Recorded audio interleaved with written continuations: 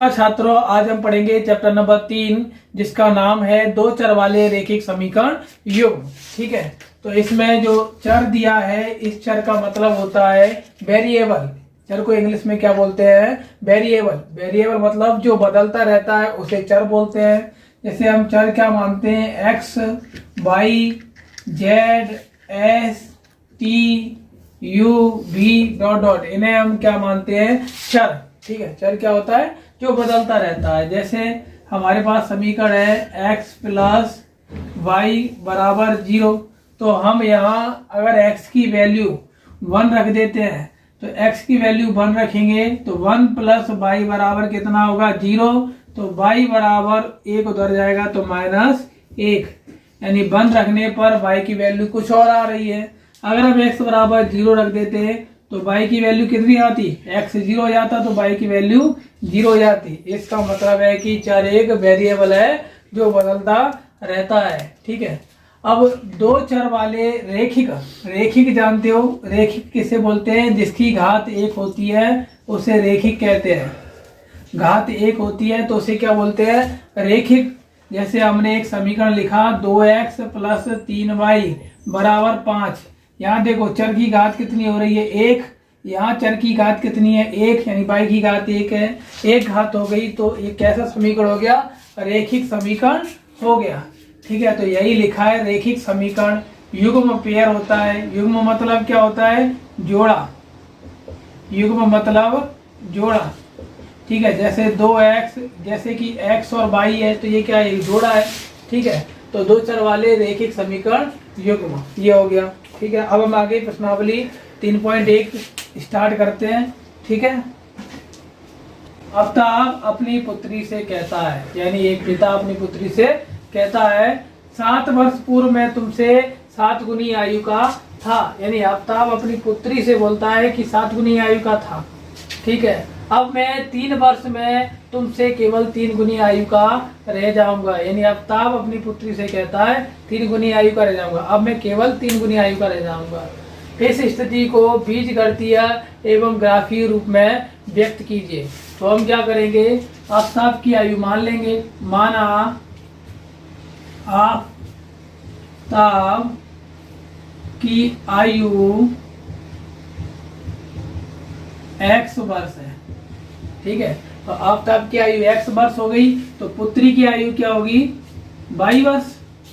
पुत्री की, एक मिनट, एक गलती होगी, या वर्तमान आयु लिखना। आफ्ताब की वर्तमान आयु x वर्ष है और पुत्री की वर्तमान आयु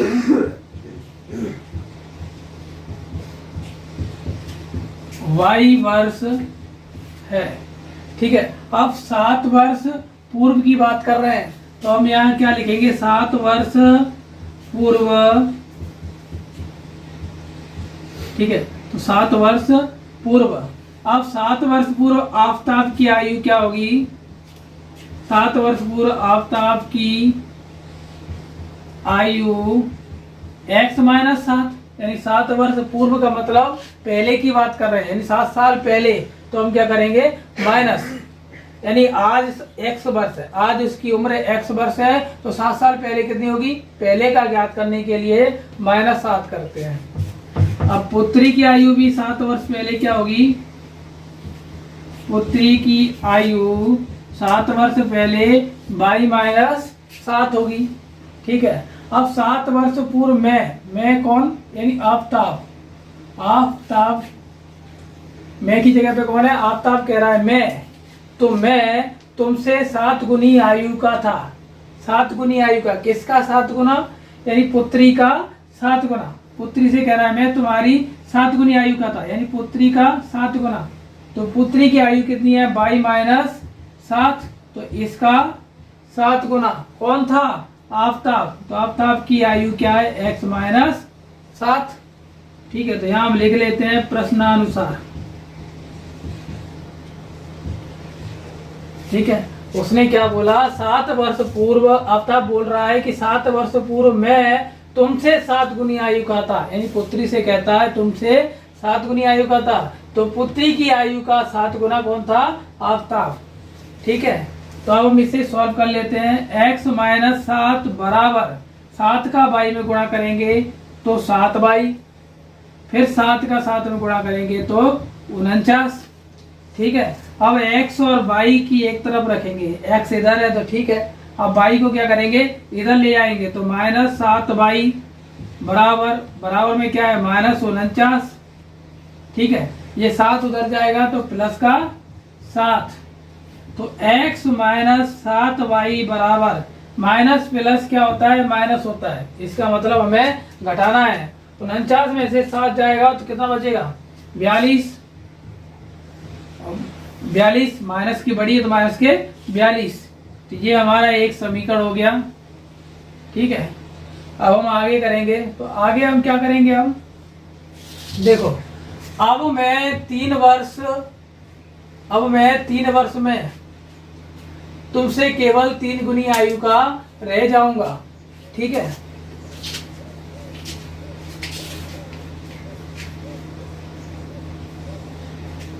तीन वर्ष में, अब मैं 3 वर्ष में तुमसे केवल 3 गुना आयु का रह जाऊंगा। 3 वर्ष की बात कर रहा है, तो अब हम क्या लिखेंगे? 3 वर्ष, किताब उठाने गलत तो नहीं लिखता हूं ना मैं?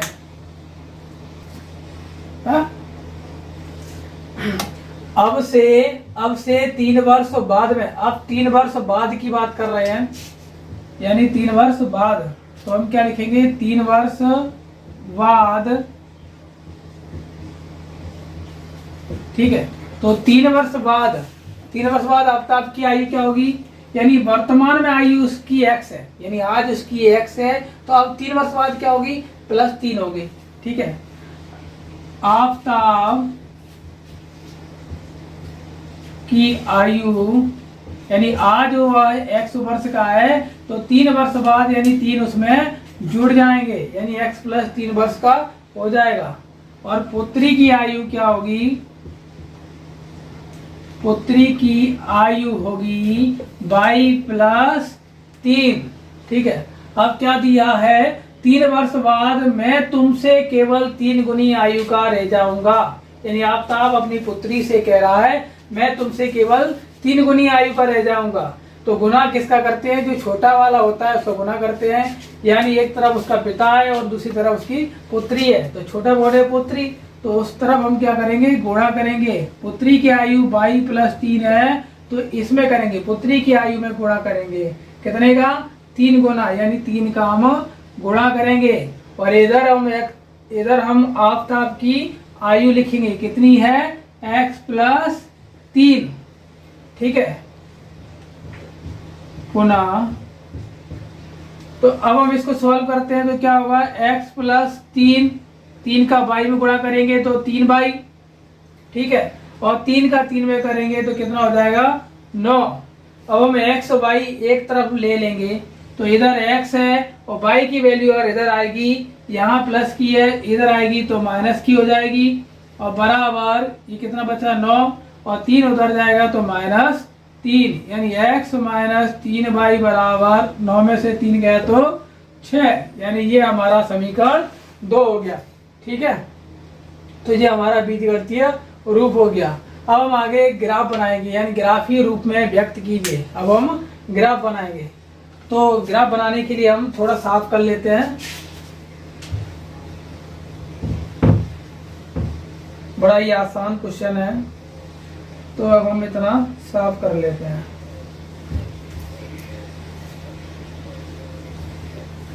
ठीक है, अब दोनों इक्वेशन, दोनों समीकरण ऊपर लिख लेते हैं।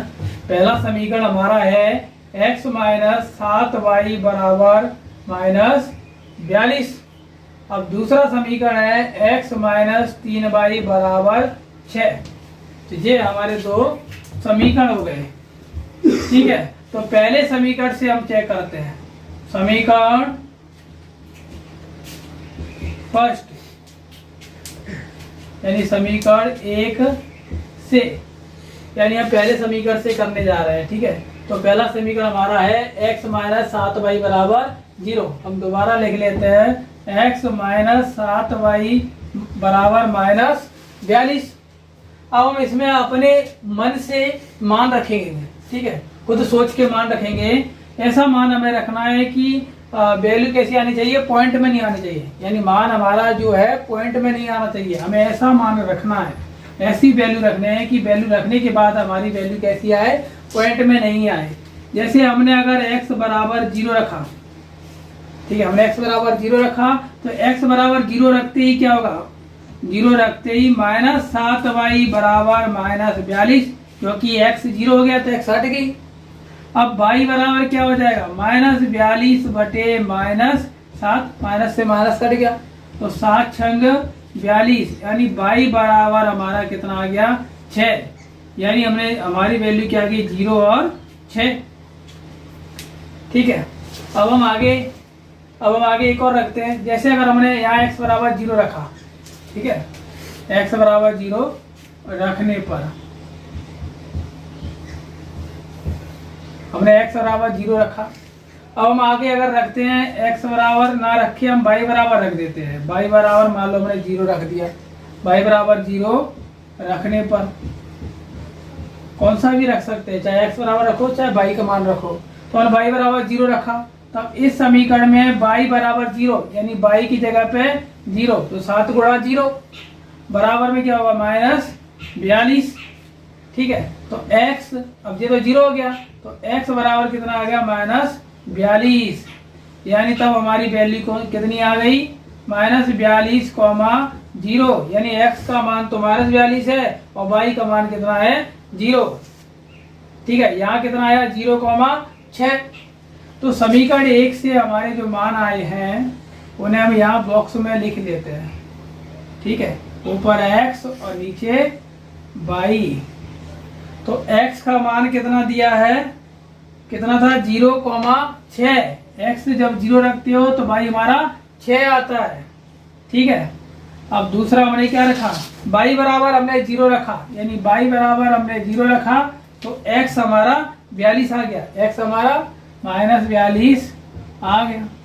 अब हम समीकरण 2 से करेंगे, तो समीकरण 2 से, ठीक है, तो समीकरण 2 से करेंगे। अब तो हम समीकरण 2 को लिख लेते हैं, ये हमारा समीकरण 1 है, ये समीकरण हमारा 2 है। अब समीकरण 2 लिख लेते हैं, तो x - 3y बराबर 6, ये समीकरण 2 है।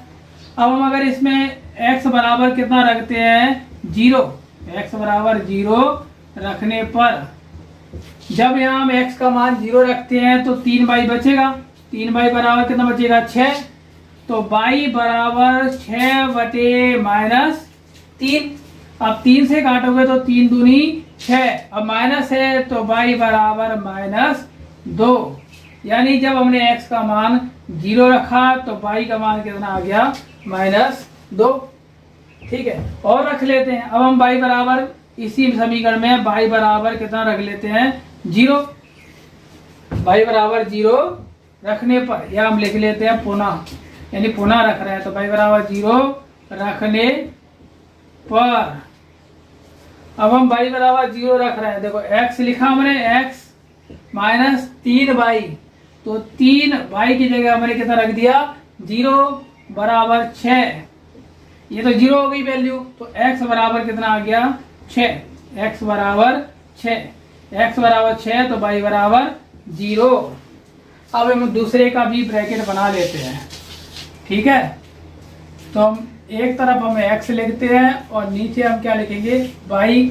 x बराबर हमने जब 0 माना, x बराबर 0 माना, तो y बराबर कितना आया, -2। जब हमने y बराबर 0 माना तो x बराबर आया 6, यानी y बराबर जब 0 रखा तो x बराबर हमारा 6 आ गया। अब हम इन दोनों से क्या करेंगे, ग्राफीय रूप बनाएंगे। ठीक है, तो हम ये साफ कर लेते हैं और अब हम ग्राफ बनाएंगे। बड़ा ही आसान है, कोई भी दिक्कत नहीं है इसमें, बहुत ही सिंपल है। अब हम क्या करेंगे, 2 लाइनें खींचेंगे। ठीक है, ऐसे, इसे क्या बोलते हैं, y अक्ष, और इसे हम क्या बोलते हैं, x अक्ष। ठीक है, ये हमारी x अक्ष हो गई। अब इस पे यहाँ यहाँ हमारा क्या होता है 0। ठीक है, अब इधर की तरफ जाएंगे तो प्लस का मान रहेगा,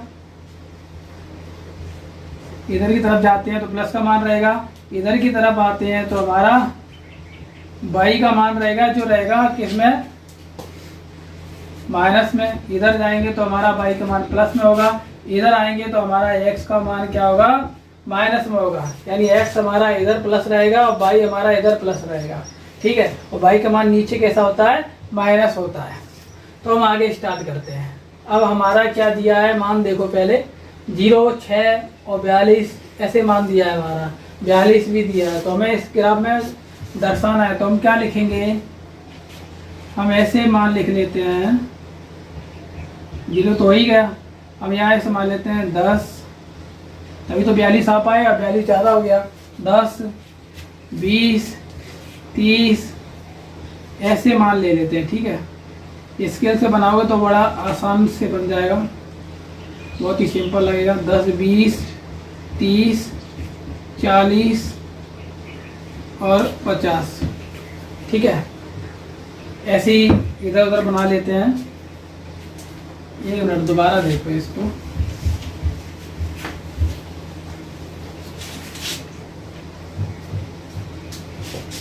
यानी ऊपर क्या होती है बाई अक्ष और नीचे क्या होता, इधर ऊपर क्या है बाई अक्ष और ये क्या है हमारी एक्स अक्ष। ठीक है, तो हमें इसमें अब मान लिखना है और कुछ भी नहीं है। इधर मान लिखेंगे तो हम क्या लिखेंगे, 10 10 के बना लेते हैं क्योंकि 42 ज़्यादा नंबर दिया है। तो 10, फिर 20, फिर 30, फिर 40 और फिर 50। ठीक है, ऐसे इधर लिख लेते हैं 10, 20, 30, 40 और 50। इधर किसके रहेंगे, इधर माइनस की वैल्यू रहेगी। ठीक है, इधर लिखेंगे तो 10, 20, 30, 40, 50 और नीचे किसके रहेंगे, नीचे भी वैल्यू माइनस की रहेगी। ठीक है, नीचे की तरफ वैल्यू कैसी रहेगी, माइनस की रहेगी। यानी -10, -20, -30, -40, -5, वो सॉरी 50 और ऊपर लिखेंगे तो प्लस की रहेगी 10, 20, 30, 40 और 50। ठीक है, तो ये हमने नंबर लिख लिए हैं। इधर कैसे रहेंगे, प्लस के रहेंगे और इधर माइनस की रहेगी और इधर माइनस की रहेगी और ऊपर प्लस की रहेगी। इस पूरी वाली लाइन को क्या बोलते हैं, बाई अक्ष, और ये इस लाइन को क्या बोलते हैं हम, एक्स अक्ष। ठीक है, अब हम ड्रॉ करते हैं। देखो जब x बराबर 0 है, 0 तो सबका यही है, चाहे x की लाइन हो चाहे y की हो। x बराबर कितना लिया हमने 0 और y बराबर हमारा कितना 6, तो प्लस के 6 है तो ऊपर जाएंगे, प्लस के 6 है तो ऊपर जाएंगे। तो 0, 0 के बाद 1 होगा, 2 होगा, 3 होगा, 4 होगा, 5 होगा, ऐसी मान लो यहाँ कितनी है 6। स्केल से बनाओगे तो सही बन जाएगा। यहाँ हमारा कितना है 6, तो हमने यहाँ ये गोला लगा दिया है ऐसे। ठीक है, ये हमारा 6 है। अब आगे देखो x बराबर कितना है -42, तो x अक्ष पे माइनस किधर रहती है, x अक्ष पे इधर, ये पूरी x अक्ष है, माइनस की वैल्यू इधर है। तो यहाँ 40 है तो यहाँ 41 होगा, तो यहाँ 42 होगा। तो हमने ये निशान लगा दिया। यानी कहने का मतलब है जब y बराबर कितना है 0, 0 जी हो गया, x बराबर ये 42 हो गया। अब हम कौन से पॉइंट मिला देंगे, ये दोनों पॉइंट हमारे मिला दिए जाएंगे। ये पॉइंट हमारे मिल जाएंगे, स्केल से मिलाओ तो सीधे बनेंगे। ठीक है, ऐसे ही इस पे देखो x बराबर 0, 0 तो यही है, y बराबर -2, तो y का मान -2, ऊपर है प्लस का, y नीचे क्या है माइनस का। तो 0, तो यहाँ 1 रहा होगा, मान लो यहाँ 2 होगा, तो यहाँ माइनस का हमारा 2 होगा। हमने -2 पर निशान लगा दिया। ठीक है, अब x बराबर 6 किसके हैं, प्लस के, तो इधर साइड, तो 0, तो मान लो लगभग यहाँ 6 होगा हमारा, तो हमने यहाँ निशान लगा दिया। यानी हमारे ये 2 पॉइंट दिख गए हमें, तो इन दोनों पॉइंटों को क्या कर देना है, मिला देना है। ठीक है, ये दोनों पॉइंट हमारे मिल गए, ये हमारा ग्राफ बन गया। ठीक है, बस बहुत ही सिंपल है। ठीक है, इसमें कोई प्रॉब्लम हो तो प्लीज़ कमेंट करें, इससे हम आगे वीडियो बनाएं। कमेंट